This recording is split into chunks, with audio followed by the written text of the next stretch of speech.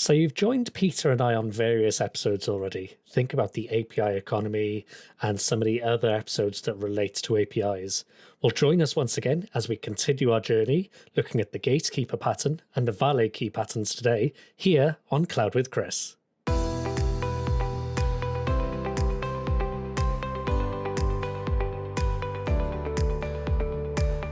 Hello there and welcome back to another episode of Cloud with Chris.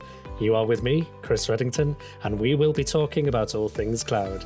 Now, as we mentioned in the intro there, we are going to be once again continuing on our journey of APIs.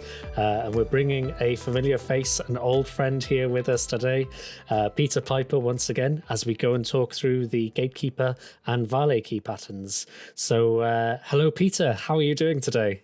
Hey, Chris. Doing great. And how about yourself? All good, thank you. And very glad once again to have you back. We're very much well into our journey now, I guess. This is what, episode number 3 or episode 4? I forget now. There's been a few. It's 4 or 5. Yeah, I'm trying to remember. Yes. So we're going to be talking similar topic, I guess, but slightly different patterns today, I think. Yeah, and so what we've done is talk through the API economy strangler to help modernize, and then going through thinking through your anti-corruption layers to help support that facade going forward. Now, I think from a gatekeeper pattern, we're going to kind of come back up to a little bit further up from a conversation perspective. Gotcha. So yes, gatekeeper pattern, I guess you hinted at it there. So for anyone who's been listening, they'll know we've said this magic F word a few times, and I'm not talking anything swearing now. I am talking facade at this point for anyone listening in. We've mentioned it a few times in the previous episode that we recorded, and we're going to be talking about it more again today, right? Because I guess this gatekeeper pattern is once again related to this idea of a facade. Yes, a facade, I think as we've talked about it over these past few sessions, is it not only abstracts the underlying plumbing, but it also supports elements of security, elements of protection, elements of validation, sanitization, or anything that may have to occur either through a modernization, migration effort, or just in case you want to understand a few things that we're going to be discussing on this call.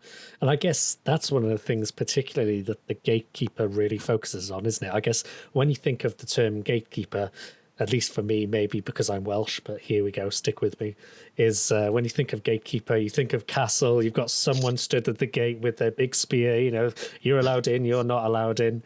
And stick with me, I'm hoping the analogy works. We're talking a little bit around security, right? We're talking about that idea of what is allowed to happen, isn't allowed to happen, and kind of that traditional idea of gatekeeper. Hopefully there's some people laughing, listening in here.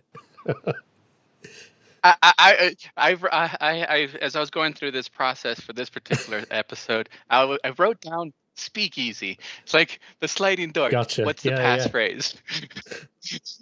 There we go. So we're seeing the, I guess, local equivalents, right? The colloquialism. For me in Wales, we've got loads of castles. I guess there's lots of speakeasies over in the States. So, there's the difference there that we're seeing across ourselves. So same concept, though. Someone on the door, you're allowed in, you're not allowed in. And that's really the concept, isn't it, behind this pattern? The big thing, yes. Now, but if we think about what that whole concept of the gatekeeper pattern is, it's not just what's the passphrase come in.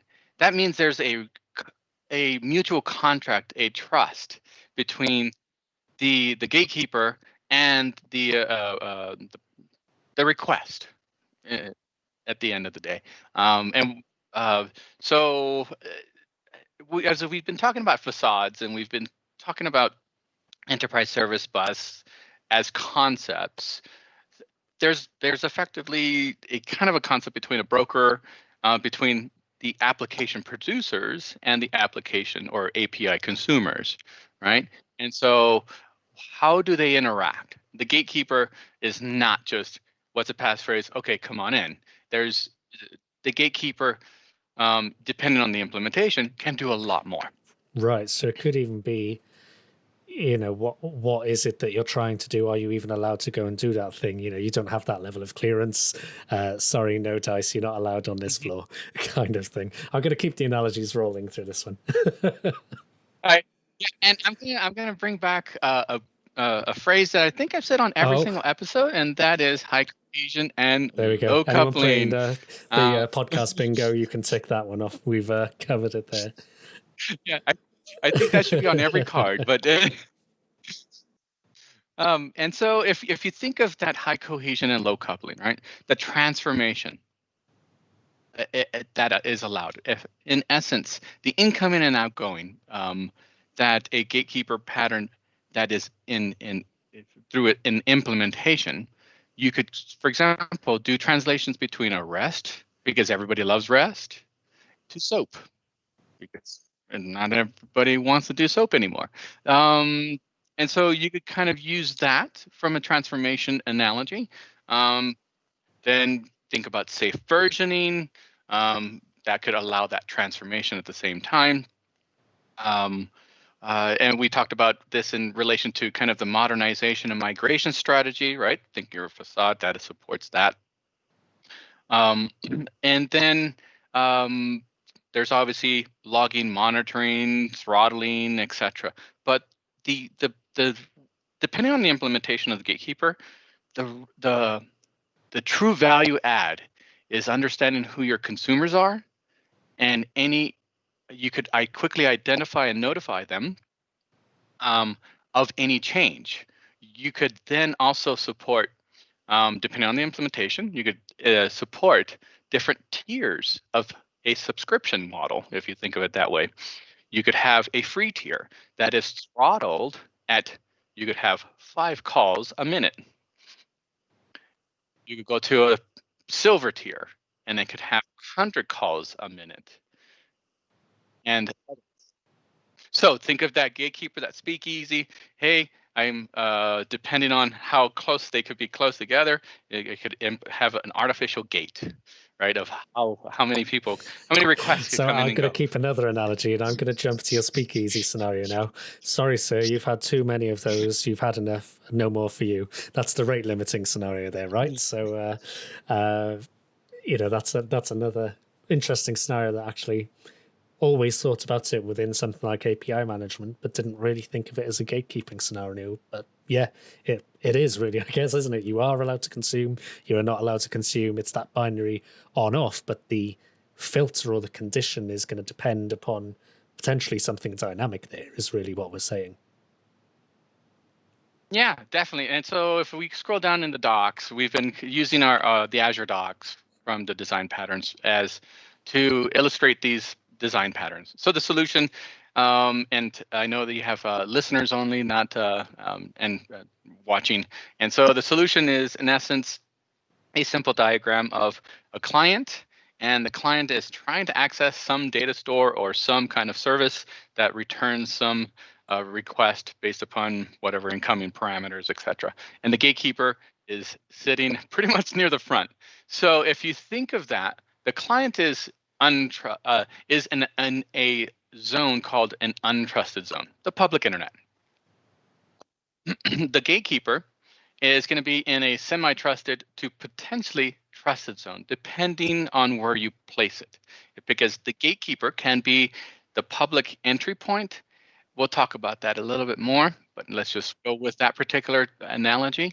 And so that is a semi-trusted zone, and everything behind that gatekeeper could be a trusted zone. And in this document, or in this particular document, there are issues and considerations that we'll explore a little bit more. So the client in the public internet is going to have some form of passphrase, or they are on the what's that? You're not on the list. How many movies have You're not on the list, sorry. You're not on the list. You're not sorry. from a gatekeeper perspective, and so that allows that level of security. However, a gatekeeper pattern, if it depending on the implementation, may not do a web application firewall, DDoS, or anything along those lines on the OSI layer. So think of the implementation, the feature requests, or the features that align with your requirements, and ensure that the implementation of the gatekeeper pattern aligns with the requirements. And then if not, then the complexity of the solution that is shown in this diagram may add additional components. Number one, I'm going to add in there is for anyone playing the podcast bingo, we mentioned the R word requirements. So if you're... I think that's in every part, right? But the other piece there, which is quite interesting, is if we're mapping that back to core Azure services now, let's think about that. So API management could be something where you've got that rate limiting scenario. So sorry, sir, you've had too many, you're not allowed in. And, the other example could be something like a web application firewall. You're not allowed to bring a knife to a gunfight. So sorry, you're not allowed in. You're doing something potentially damaging here to us. You're not allowed in. We're going to block you from actually coming in and doing anything bad there. So both, I guess, could be argued as different implementations of Gatekeeper, theoretically speaking, but the implementation of those devices, those services, are both very different there. Correct. And a web application firewall may not support some of the more advanced capabilities that an API management could do from a policy perspective. That could be, you could have policies at the front end and policies at the back end. So incoming requests go through some transformation through a policy and then access the backend service. The backend service goes through another policy that could do transformation that goes back to the client for sanitization. Right, exactly. And I think this is where you get into the nuance of what each service is specifically designed for, what it's there to entail. Because if we went outside of the Azure sphere of technologies, you could go for something like Nginx, which again blurs the lines even further because it takes elements of one, elements of another, and could potentially do a little bit of both as well. And we're not even getting into the world of things like Kubernetes, where there's even more scenarios which could go and attach to either of those. But, fundamentally, Gatekeeper is this thing that is protecting our backends in one way or another, really, is what we're saying. Sure. And part of the design pattern that the Gatekeeper allows is thinking through revoking that access. What would be your policy or strategy of when to implement that access key rotation, right? So if you have multiple tiers that I described, you will have 3 access keys. And you could rotate those keys so that way if the keys get compromised, they will be, during the regeneration process, they will no longer be valid. And so then you could identify those impacted customers and say, or consumers, not customers, sorry, impact API consumers, and say, here's your new key, because guess what, we're in a new calendar year or new quarter, and our price or throttle has changed or something. Gotcha. And it could even equally be something like, look, business is growing year over year. We have to adjust our pricing model accordingly. We have to adjust the packages that we offer, or actually, you're such a high consumer of our service that we're giving you your own unique package. Here is your token, but you obviously have to pay for that privilege and for that service. So there are, of course, different ways you can go and think about that, but that's really what you're talking about there, Peter, isn't it? Exactly. And then you could also, through this Gatekeeper, is perform, as I mentioned, the monitoring logging to say, okay, what are my performance trends? And how do I respond to that? Do I support and work with the API producers in this type of a solution and say, these are your metrics. You may want to consider that, right? So if you're in a big organization and you have different team members that do different things, you may have great collaboration and communication and say, here's what's occurring. You may want to incorporate this into your SDLC for your next release. Again, I guess it's that idea of high cohesion, low coupling, right? That kind of contract idea, but Correct. more of a people-driven approach rather than the technology and API-driven approach there. So, got to bring it back for you. Got to bring it in. Correct. Um, Yes, so definitely. then, if we think about this particular solution, this particular pattern, I guess it makes sense then in terms of what's there to achieve. When might we use it? When might we not? What are some of the challenges with this approach, I guess? Definitely. Very good question. The issues and considerations, Mm, there are a few. Similar to the other patterns that we've described, depending on the implementation, single yep. point of failure. Uh, the the gatekeeper may become inundated or no longer responsive. So think of redundancy. So think just ensure in terms of not the design, the implementation, right, is not the single point of failure. The other thing is, depending on the implementation, technical debt. So if we think about the implementation using Azure API management, it has a great DevOps capability for your API producers through an SDLC using Azure DevOps or some other kind of CI/CD pipeline.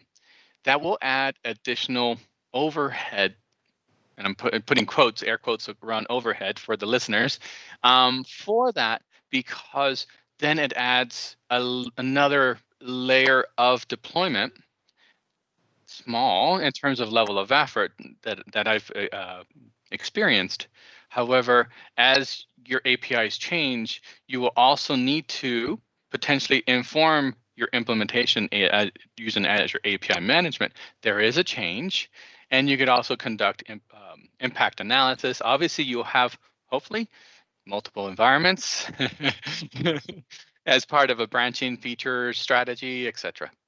the the other thing around considerations, think of the implementation running in a what I would call a limited privilege mode, especially if you're in a semi-trusted, meaning you're the public entry point. I would recommend it not being just a public entry point. You'll have some kind of web application firewall or DDoS or some kind of thing if you are using Azure API management, depending on the feature and the requirements, to ensure you are aligning with your security. Other considerations, the sanitization request. Think of the description that I had. Don't do a deep payload or packet analysis. It is not the API that goes and fetches data. There is one caveat though. If you are using your gatekeeper to have a static caching to improve performance. So that could be a data control plane operation, but it is part of the feature of, for example, Azure API management.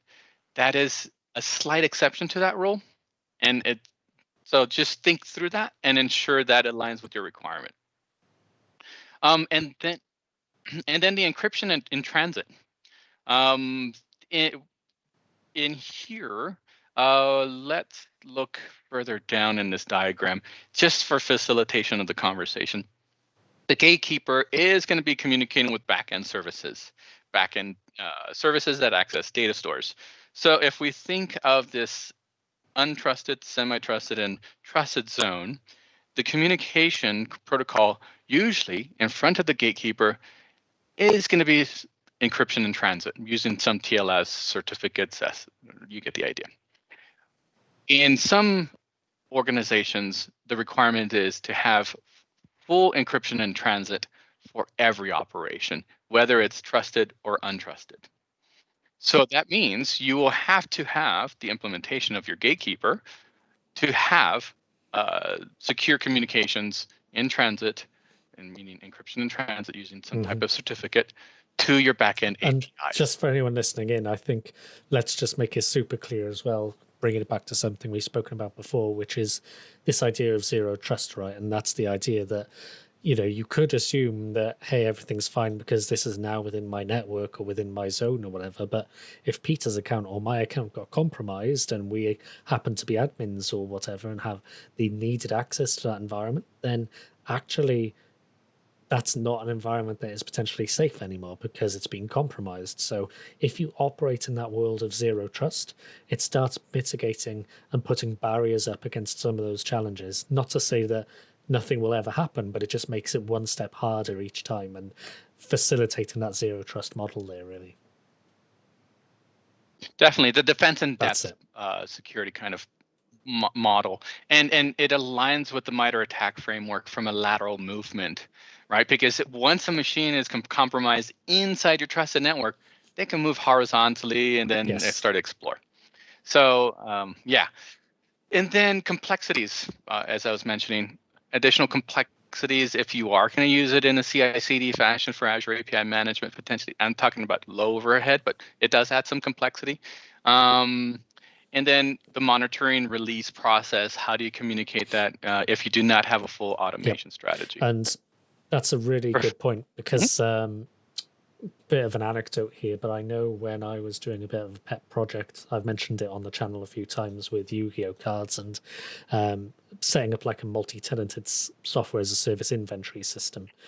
The way I managed that was I had API management as a front end in serverless mode, backing on then to Azure Functions, which in theory sounds great. You know, cost is really good because I only pay for the amounts that I'm actually consuming and rather than an ongoing cost. And the challenge, though, that I had is keeping those back-end APIs and the API management up to date. And for API management, there is tool sets out there, and maybe I'll link in the show description to that just in case anyone's interested. But there are, tips and tricks out there. And I know I've heard other people do things like importing the API definitions, and there are many different ways that you can do this.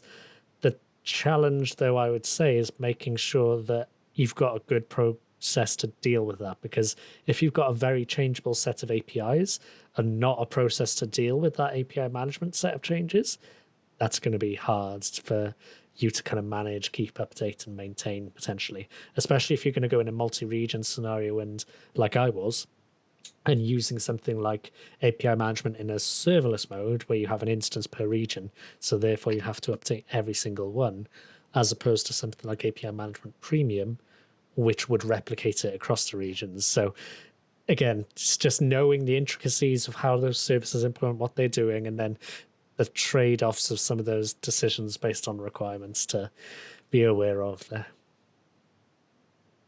Definitely. I've worked with many customers implementing API management, and then I've talked to it for one of my meetup groups here in Denver for how to use the DevOps kit for API management. It's about a year old now, but if you could definitely find it on the web. That being said, it's relatively easy to implement because there's much more extensions around Visual Studio Code, Visual Studio IDE. If you're kind of a developer mindset, once you see the structure, you're like, yep, got it, easy. Let's move on. I think I made things harder for myself then, when I did it, though. Classic scenario, right? But I took those ARM templates and then, because I just love infrastructure as code and DevOps, right? I'm sure anyone from the team will be laughing now as they listen to this bit.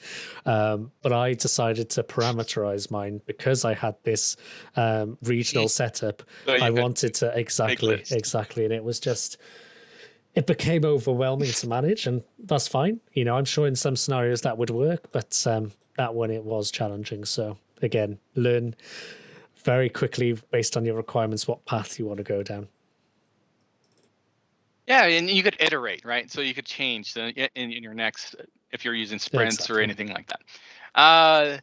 Then the other thing is API management. If you are going to be using it in this particular fashion, when do you sunset the code? So in your Gatekeeper design, right?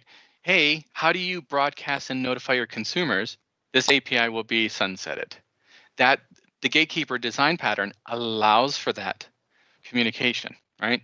And to work through that. So you could definitely support that, especially as you're modernizing, migrating.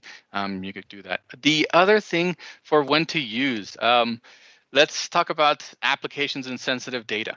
If you are using it and it's mission critical and it aligns with your security requirements, definitely use the Gatekeeper design pattern. The other is distributed apps, centralized management, right? Or you need to do validation of each request. So think of a JWT or a JWT type token for validation, plus the subscription key to communicate with the API. Validation of the JWT can be done at within the Gatekeeper design pattern in API management. That is definitely easily and performed at the policy level, either at the API, the operation, et cetera, et cetera. So you have different levels of scope And there. I think just to be super clear, there are the two differences that Peter was talking about there for anyone who's not experienced JWT or this subscription idea. Really, the idea behind the subscription is, hey, can I actually go and call this front end facade API layer? Do I have the ability to do that? Am I rate limited? What kind of tier or SKU or offer am I using, and do I have the ability to just go and call that thing? Whereas then the JWT piece is typically what you would have in the application layer, typically what you'd have for a specific API. And this is, hey, do I as the caller have the necessary details to actually go and invoke that API and call that API? So if Chris made the request and we're using Chris's token, is Chris able to actually go and access that API? Otherwise, return forbidden if Chris is not allowed to go and do that. So, again, both very proven practices and very common ways to go and achieve both of those scenarios there. So, I think we spoke about that last time as well, and we had a bit of a passionate moment talking about that as well, if memory serves me rightly. So, again, just security is such a big topic in its own right, and I'd love to talk so much about this. I think we should probably move on, just looking at the time, but maybe this is something we could revisit on its own right, I think. Exactly. Yes, and so security kind of goes into our next pattern, but just ensuring you have enough of your of a security to validate based upon your requirements is ultimately the key. Absolutely. Right. let's move on to the Valet I was going Key to say, pattern. you said the security yeah. or validating your requirements for security is the key, and then let's move on to the Valet Key pattern. Was that intentional? I like the segue. I'm going to have to take tips there. Yeah, we could definitely work through that. Yes. Yes. So for Valet Key, it's really simple. And I love the name, right? So if you've ever driven to a restaurant or a hotel and they have valet service, there are some vehicles that have a separate valet key or have a functionality as part of the car to say, turn it on for valet.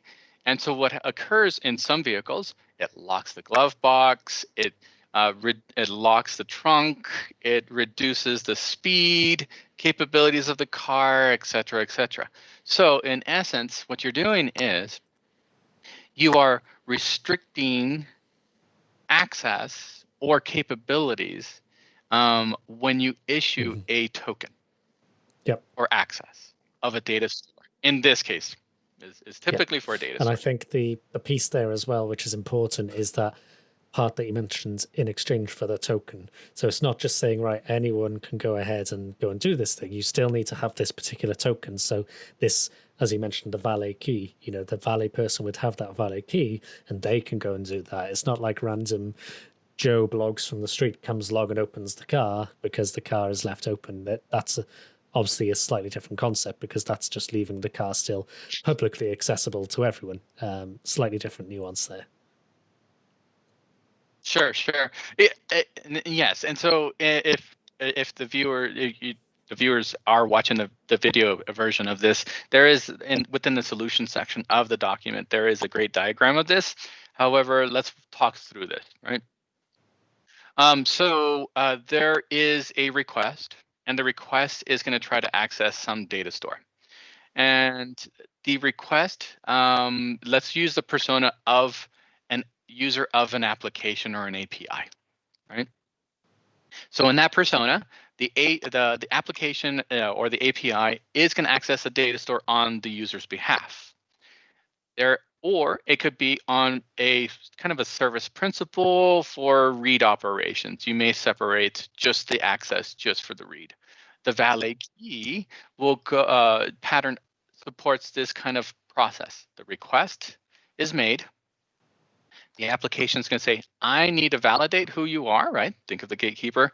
Validate who you are, and I will, as part of the work or the business rules of the application or the API, it will go and get a token for that request of the user. That token could be a connection string that is time-bound, CRUD operation type of limitation. So it could just be the read from the CRUD, or it could be something additional. And then the persona of the user could then access that particular data store.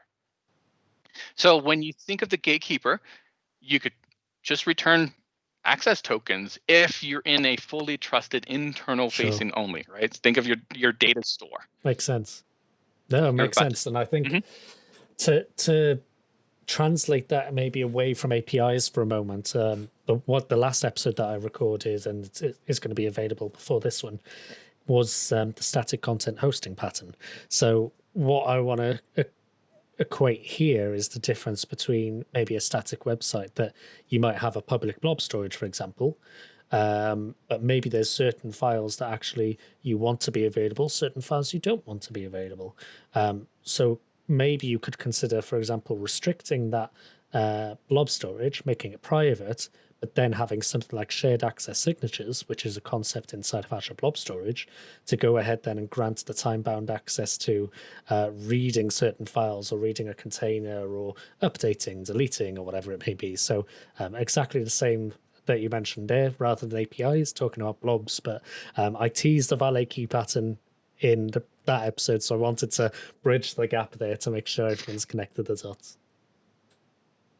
Yeah, he's not only good looking, he is very smart. Oh, you spoil me.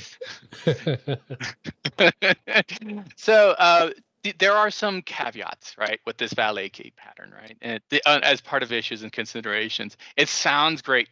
There are some things that you may need to keep in mind of. Ensuring you have a way to regenerate or rotate the key, right? That's critical. So think if we're talking about from an implementation, you have Azure Storage, you have master keys. You have not only the SaaS tokens, but you may have a policy that drives certain things to generate a SaaS token, a temporary time-bound token.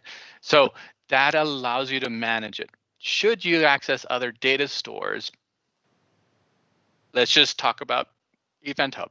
You have access policies in Event Hub that support the same kind of capability.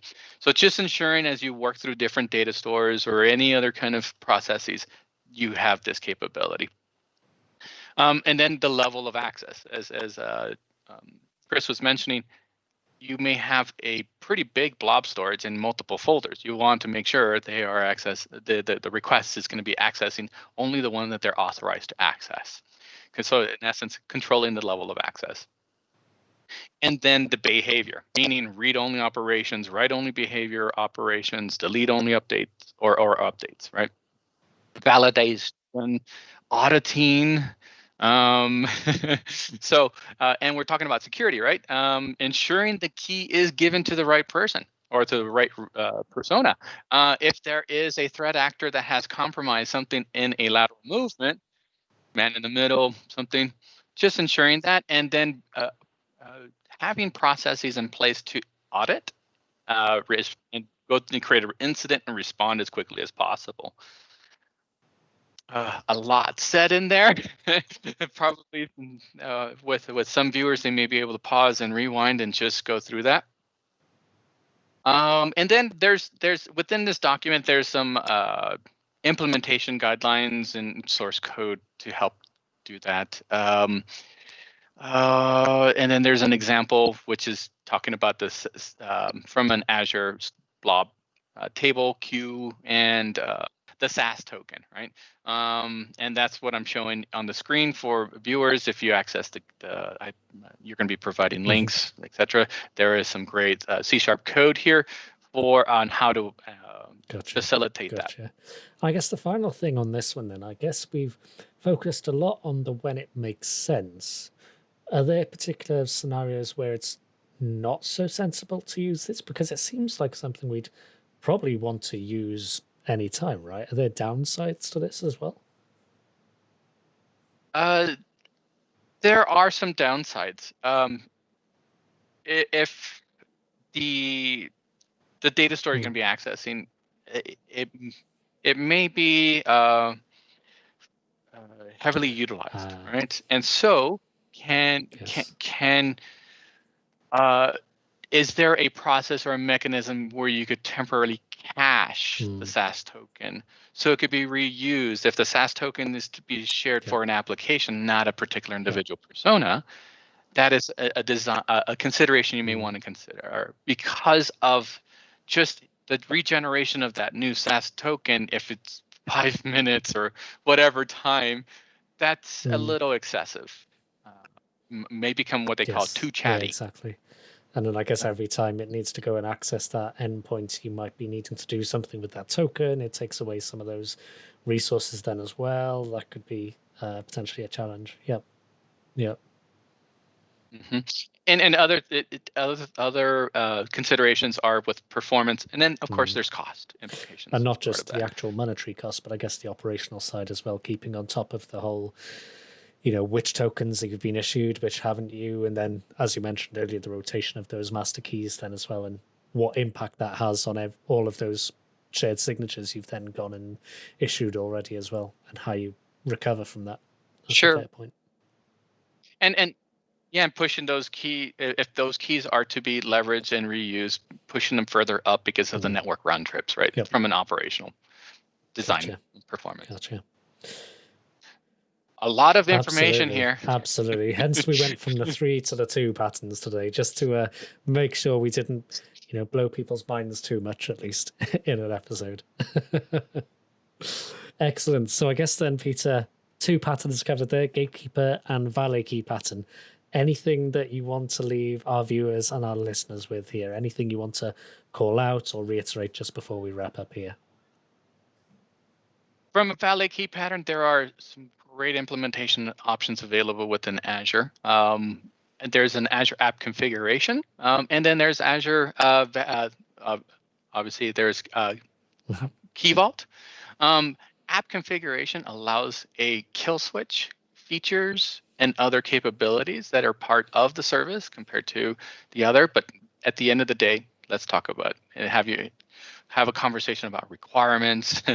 What makes sense? What is the cost associated from a budget perspective of what to implement and how to implement? So definitely explore some of the Azure capabilities in the system, but the design pattern will stand if you want to use in your home rolled type of environment.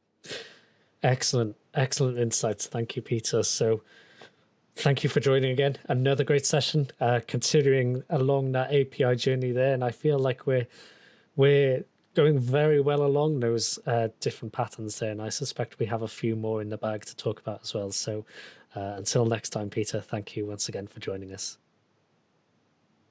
Thank you for having me. So we've talked about 2 patterns there today, folks. We've talked about the Gatekeeper pattern and we've talked about the Valet Key pattern as well.